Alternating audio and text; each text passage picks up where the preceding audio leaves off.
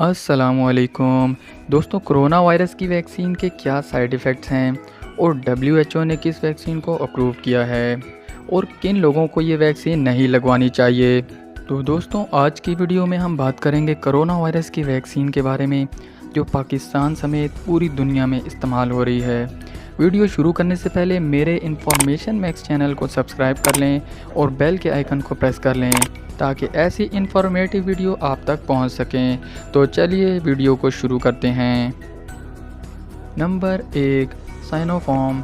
दोस्तों, सबसे पहले हम बात करेंगे साइनोफार्म वैक्सीन के बारे में, जो कि Beijing bio institute of biological product company limited ने तैयार की है।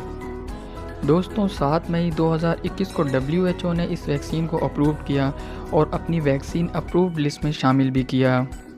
साइनोफार्म वैक्सीन 18 साल से कम उम्र वालों के लिए नहीं है।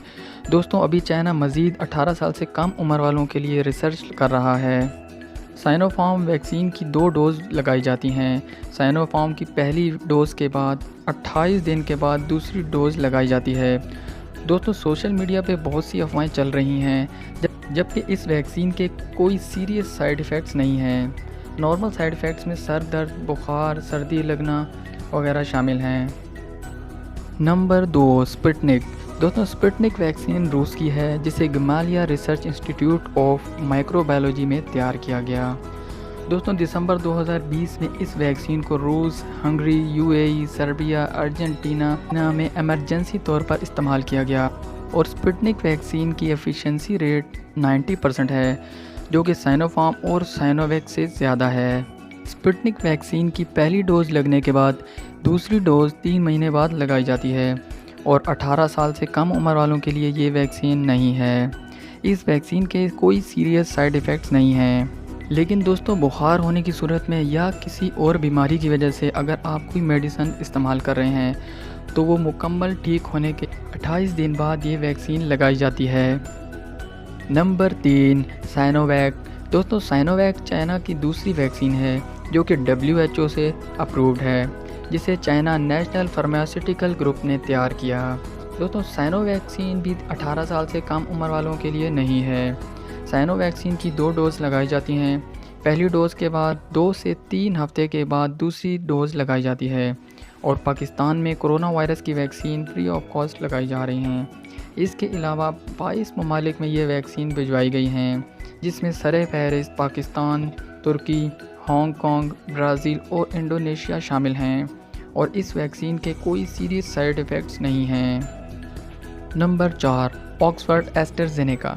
दोस्तों, ये वैक्सीन यूके मेड है और डब्ल्यूएचओ से अप्रूव्ड है और इसे ऑक्सफर्ड यूनिवर्सिटी में तैयार किया गया। इस वैक्सीन की पहली डोज के 2 हफ्ते बाद दूसरी डोज लगाई जाती है। इस वैक्सीन का एफिशिएंसी रेट 76% है और ये वैक्सीन 18 साल से ज़्यादा उम्र वालों को लगाई जाती है।